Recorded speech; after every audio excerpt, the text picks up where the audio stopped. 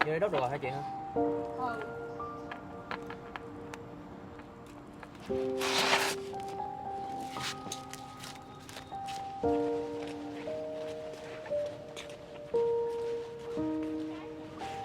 Chết Giang quên. Đi tôi đi ngang qua.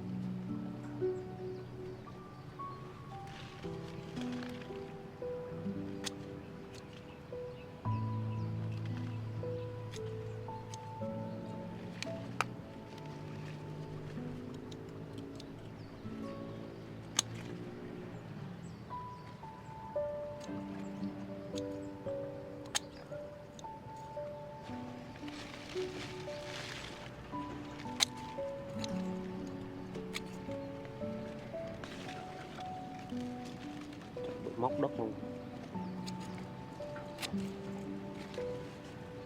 Cá ra xào nấu canh. Chị nghĩ là ăn không được. Tôi nghĩ là ăn giống rau mồng tơi.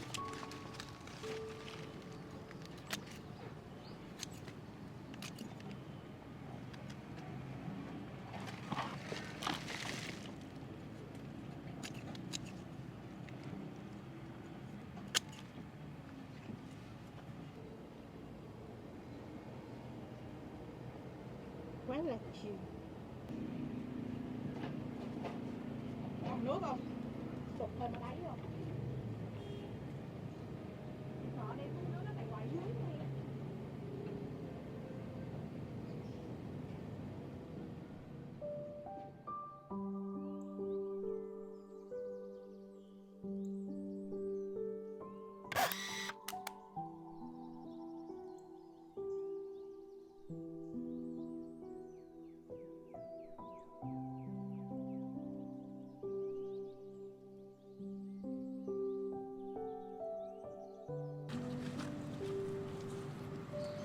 Miếng như vậy.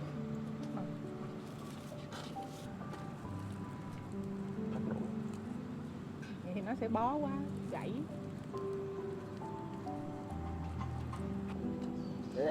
Gì vậy? Đất trên cây rớt vô miệng em. Sao nữa? Giữ á, để chị lấy cái ghế cho em đứng lên cột cái ngọn.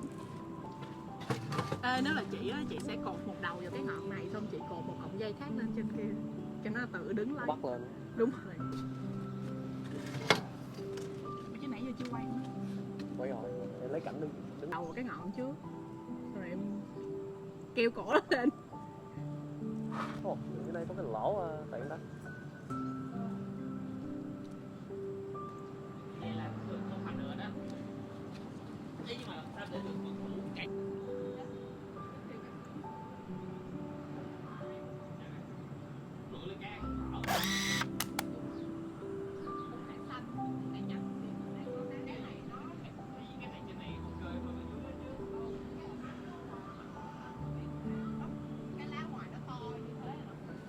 Cây đỏ trên này thì ok hơn con cây đỏ dưới chứ. Thật ra anh nghĩ là vẫn trồng full.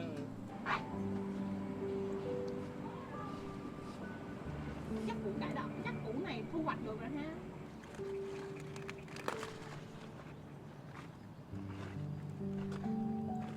Thôi thôi.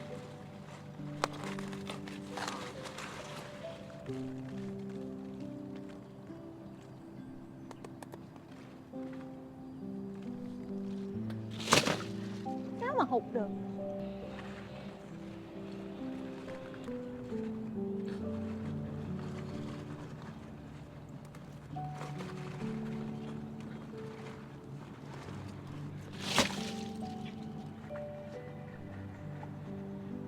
Thế là không phải cắm lại mà là phải có nhiều củ để quay.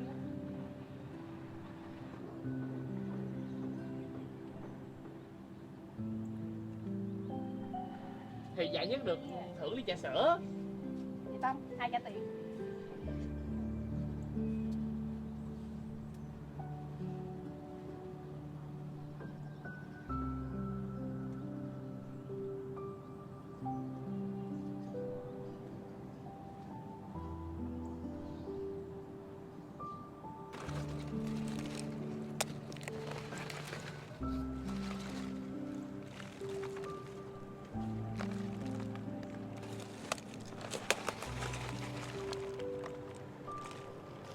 Củ khoai lang á.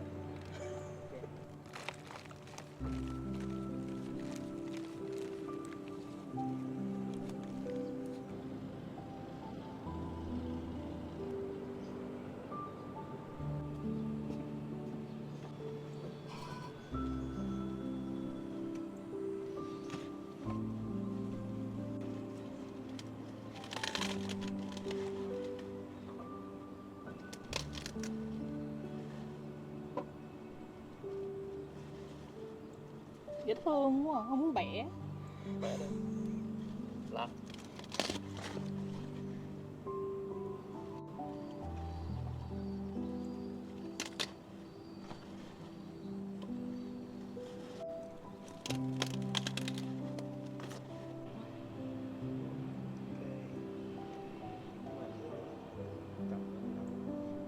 bưng đi về xuống chơi.